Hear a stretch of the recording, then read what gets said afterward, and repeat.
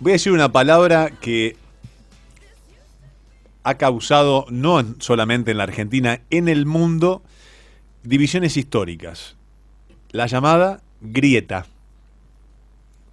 Que Boca que River, que blanco que negro, que de izquierda y de derecha, que es por acá, que es por allá. Y hay una grieta que recorre el mundo, pero quiero charlar sobre algo que les diría que se los recomiendo. Este libro de Iván Ambrogio, que es director académico y profesor de las diplomaturas en gestión de gobierno y seguridad y estrategia en la Universidad de Belgrano, acaba de lanzar su quinto libro, Grietas y Pandemia. Y la verdad, no solamente para conocer las grietas argentinas, sino también las principales del mundo, porque China, Oriente, Occidente, donde uno recorra, hay grietas. Iván, buenas tardes. Sebastián Shapiro te saluda aquí en Duplex, en LU2 de Bahía Blanca. Gracias por atenderme. ¿Cómo va? Hola Sebastián, un gusto escucharte. Muchas gracias por los inmerecidos elogios. Por favor, merecidos porque cuando la gente se haga de este libro va realmente a descubrir, a recorrer el mundo de la grieta. ¿Viste? Que dice, bueno, hice la ruta de los vinos, hice la ruta de los 7 lagos, hice capitales imperiales. Bueno, hice grietas. Con un libro uno puede viajar también. Entonces a la gente... Va a tener que destinarle mucho tiempo, ¿no? Porque hay grietas por todo el planeta. Claro, y aparte muy profundas. Ese es el tema.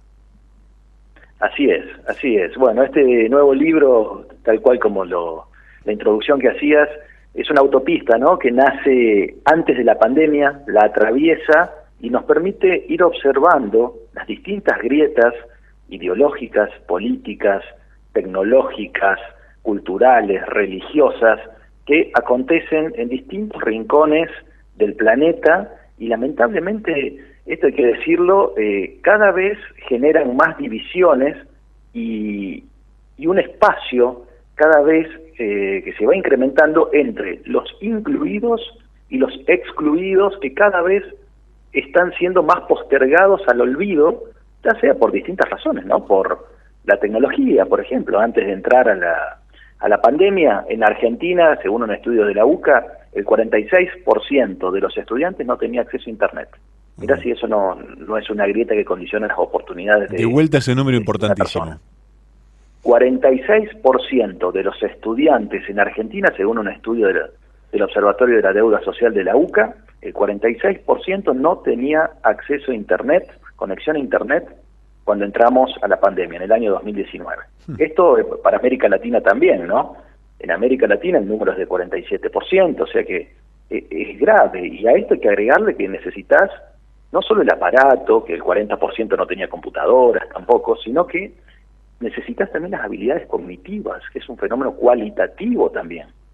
Entonces eso te va condenando al tren del olvido y a más postergación. Y cuando crece la inequidad, la violencia siempre explota por las calles. ¿Quién gana con la grieta? ¿Ganan pocos, pierden muchos? ¿La grieta es necesaria para controlar poderes y recursos? ¿Qué mirada tenés al respecto? Mira, hay un capítulo exclusivo sobre fake news, el uso de Big Data, cómo se utiliza Big Data también, cómo los medios se convierten también en operadores, cómo los encuestadores se convierten en operadores políticos. Aquí ganan pocos y pierden mucho. Y esto se ve reflejado también en los números del continente en América Latina, ¿no? En América Latina vive el 9% de la población mundial, se comete la mayor cantidad de homicidios del planeta, el 35% de los homicidios se cometen en América Latina, Asia tiene 60% y no se matan tantos como aquí, y son muchos acá más. Viene el dato, y son muchos más, ¿no? China nomás son 1.440 millones, la India 1.100 y pico millones, y aquí viene el dato, en América Latina el 20% de la población concentra casi el 60% de la riqueza, y la relación es entre inequidad y violencia, no es entre pobreza y violencia. Cuidado con eso porque muchas veces se estigmatiza la pobreza. Esto no es así. Cuba es un estado pobre y sin embargo tiene indicadores de homicidios cada 100.000 habitantes que está entre los menores del continente, junto con Chile, con Argentina, Cuba, tienen menos de 7 homicidios cada 100.000 habitantes. Para tener referencia, en Centroamérica tienen arriba de 60 homicidios cada 100.000 habitantes. Brasil tiene 30. cada 100.000 habitantes. Entonces, el problema es la inequidad. A mayor inequidad, mayor violencia trotando por las calles, mayor homicidios, y la Argentina tiene un dato aquí. La Argentina no es el país con peores indicadores en materia de homicidios. Tenemos un indicador similar al de Estados Unidos, 5,2 homicidios cada 100.000 habitantes. Pero, doña Rosa acá siempre me pregunta, pero, entonces, ¿por qué esta inseguridad que vivimos, que pasa en los medios? Bueno, tiene una explicación.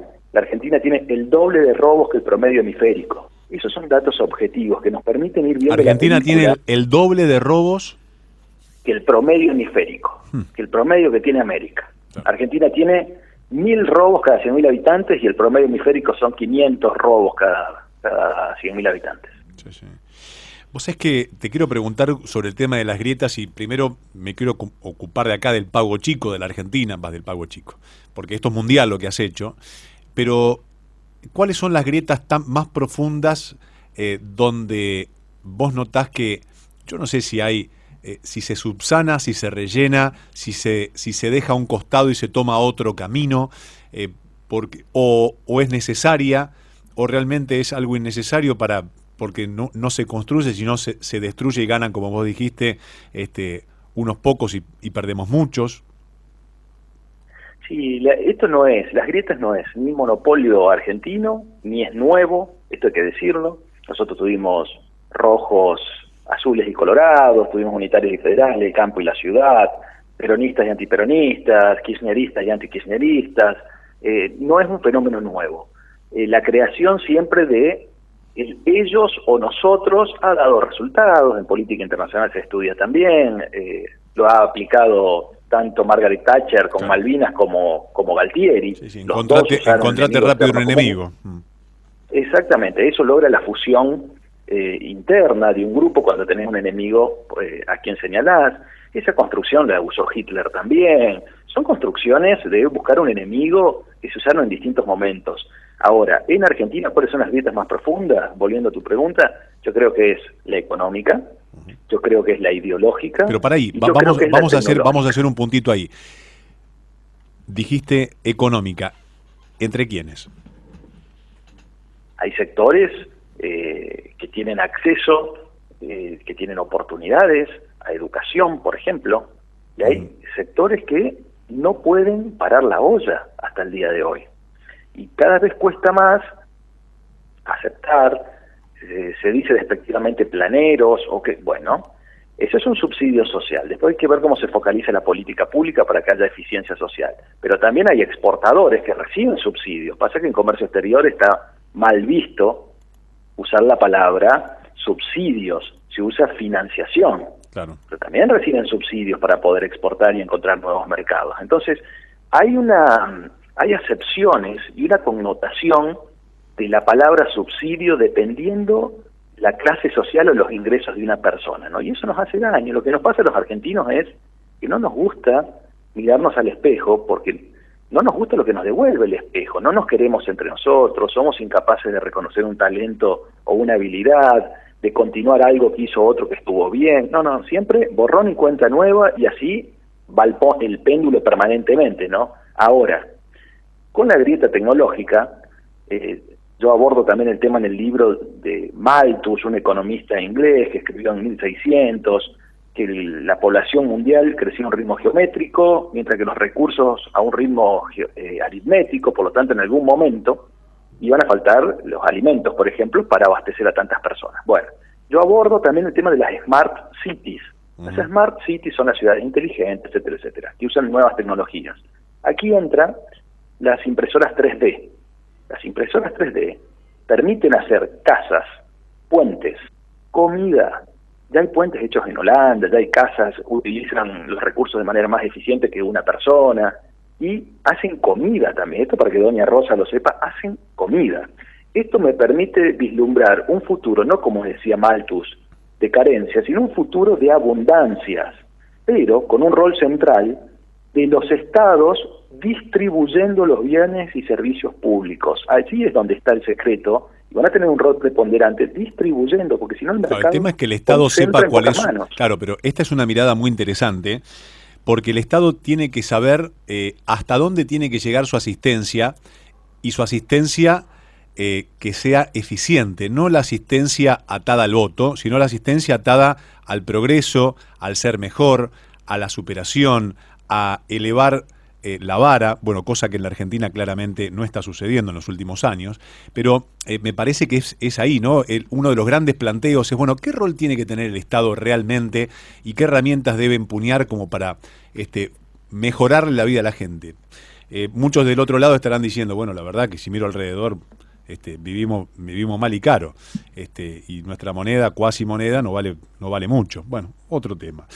Otra de las grietas en el mundo, y saltamos de Argentina, que estoy charlando con Iván Ambrogio, que es director académico y profesor de diplomaturas, y también estamos hablando sobre su último libro, el quinto, Grietas y Pandemia de todo el mundo, de Argentina, de China. Vamos a China, o al lugar donde vos quieras. Esas relaciones y grietas entre Estados Unidos, ahora Rusia y China, el actor principal que parece que se está llevando puesto todo. Mira, China, Estados Unidos y China es una nueva guerra fría, todo lo demás es decorado, es Estados Unidos y China. Las nuevas proyecciones internacionales estiman que para 2050 China va a desplazar a los Estados Unidos como potencia mundial, como primera potencia mundial, y algunos datos, ¿no? Desde el año 78, desde que asumió, como llega al poder Deng Xiaoping en China, desde el año 78 hasta el 2011, el PBI chino creció, escucha bien, 130 veces. ¿Cuánto creció el PBI chino? 130 veces. La pobreza se redujo desde el año 1985 hasta el 2005, pasó de 97%, mirá los niveles de pobreza, ¿no? De 97% a 37% de pobreza. Esos son los indicadores. Sí aumentó la desigualdad en China. Aumentó la desigualdad, esto hay que decirlo también, tiene problemas con los derechos humanos, eso también hay que decirlo. Ese es un principal tema. Ahora, China es un régimen comunista, pero ingresó a la Organización Mundial de Comercio en 2001. Es capitalista en su concepción de intercambio con el mundo. Acá hay un dato muy interesante. A China le interesan todos los mercados menos uno. ¿Cuál? Es el ideológico. China no vende ideología. China no vende comunismo. China hizo pie en América Latina con infraestructura, con financiamiento, lo mismo hizo en Afganistán, ofreciendo dinero para restaurar todos los bombardeos, todos los problemas bélicos que están teniendo. Y hay una pata importante de China avanzando en América Latina. De hecho, bueno, yo soy graduado también de la Universidad Nacional de Defensa de Washington, me están convocando para seminarios y conferencias se están dictando, porque están advirtiendo la injerencia de China en América Latina, principalmente en dos sectores, en infraestructura, el segundo es financiamiento, y el tercero son las vacunas. Habrá que ver qué dicen los manuales de historia de acá a 20 años, quién salvó al mundo de la pandemia. Claro. Si lo hizo Estados Unidos, si lo hizo Rusia o si lo hizo China, si es un color más liberal o si es un color más de un Estado más centralizado, ¿no? Seguro. Vos sabés que tengo siempre este pensamiento. Y vos recién deslizaste algo que tiene que ver con darle de comer al mundo. Acá tenemos todos los climas, todos los suelos, un corredor de ríos eólico y oceánico enorme. O sea, tenemos todo lo que el resto del mundo no tiene. No tenemos quizás las dirigencias para potenciar todo esto, ser potencia y realmente volver a quizás 70, 80 años atrás, o un poquitito más, donde se abastecía el mundo. Y digo, ¿no estaremos medio de rodillas y vienen por nosotros, por estos recursos, pero obviamente con diplomacia? Mirá, yo abordo el tema Malvinas también. Hay otros libros que fueron sobre Malvinas con el ex embajador José Octavio Bordón y con Rafael Bielsa también, y estuve en las Islas Malvinas. ¿Por qué te lo traigo esto? Tiene justamente relación con lo que acabas de decir. ¿Por qué son importantes las Islas Malvinas? Las Islas Malvinas, por el petróleo, eso es una mentira, es una hipótesis, todavía porque está en estado potencial, no es un estado de comercialización. Claro. La principal razón de las Islas Malvinas son los recursos estratégicos, son Paso bioceánico, está cerca de la Antártida, del acuífero guaraní, la selva amazónica y los hielos continentales, que son las reservas de agua más importantes del planeta. La vieron con 50 años de antelación que nosotros, antes que nosotros, esta cuestión. Entonces, tener una base en el Atlántico Sur es importante. Claro que viene por nosotros. Claro que viene por nosotros, que es un tema de recursos estratégicos. La selva amazónica también es una reserva que ya tuvo intentos de declarado Patrimonio de la Humanidad, y Lula en su momento estuvo muy bien y dijo, no, señores, esto no es Patrimonio de la Humanidad, esto es de Brasil. Claro. Esto es de Brasil por el agua que tiene debajo. Dicho esto, el avance de la tecnología, yo creo que, como está sucediendo en Israel, que también lo abordo en el libro, hacen un proceso de desalinización del agua de los mares, el agua del mar, del océano. El 75% se consume de esa manera, el 25% de provisión de aguas del río Jordán, y ya le están exportando esa agua a Egipto. Pero ¿cuál es el problema? Que es muy caro ese proceso todavía. Yo creo que cuando se democraticen los costos y baje el tratamiento, los costos de tratamiento, de desalinizar el agua de los océanos, el Reino Unido va a prestarle cada vez menos importancia a las Islas Malvinas, porque ya está rodeado de agua y va a poder desalinizar y abastecer esa necesidad de otra, y satisfacer esa necesidad de otra manera. Dicho esto, no tengo ninguna duda que viene por nosotros, por los recursos estratégicos, y uno de los recursos principales es el agua. Tal cual. Sí. Tenemos la misma mirada, y la verdad que yo he leído un montón sobre este tema, y es una de las cosas que tanto a uno le ocupa. Y después vos ves los pesqueros, bueno, tanta cosa, tanto colador de frontera que te hace vulnerable. Hay un dicho que dice: una frontera o un país sin fuerzas armadas que puedan defender en todo sentido sus puertas adentro y puertas afuera, es un país de rodillas. Yo creo que estamos de rodillas. Pero bueno, el tiempo dirá. Esto es una apreciación personal, claramente, ¿no? Sí, mira, hay una frase que dice: es preferible tener a las Fuerzas Armadas, hablamos de Fuerzas Armadas subordinadas al Poder Civil como organismo técnico, ¿no? Es preferible tener las Fuerzas Armadas y no necesitarlas que necesitarlas y no tenerlas. Claro, exactamente, pero cuando vos tenés que ir a realmente defender lo tuyo y los tuyos, de contar con algo de realmente de élite, con tecnología, con todo lo que un país serio se precie de tal. Iván, estoy terminando el programa. Le quiero invitar a la gente a que vayan a la librería, compren este libro increíble de Iván Ambrosio, que se llama Grietas y Pandemia, donde se van a encontrar con las grietas del mundo, no solamente de la Argentina, sino de todo el mundo, y les va a tener una clarificación del panorama mundial, de por qué algunas cosas suceden, por qué algunas otras son necesarias y por qué otras están por suceder y muy cerca de donde vivimos. Iván, agradecidísimo de este contacto. Muchísimas gracias, y para que la gente no se mueva de su casa y se siga cuidando, lo pueden conseguir en Mercado Libre, ¿no? Grietas y Pandemia en Mercado Libre, se lo llevan a su casa y no tienen que andar trasladándose tanto. Mejor así. Grietas y Pandemias en Mercado Libre. Iván, un abrazo a la distancia. Iván Ambrosio, director académico y profesor de diplomaturas en gestión de gobierno y seguridad y estrategia en la Universidad de Belgrano, que acaba de lanzar su 5º libro, Grietas y Pandemias. Dense una vueltita por Mercado Libre, cómprenlo, léanlo y van a tener una clarificación muy, pero muy importante de la historia.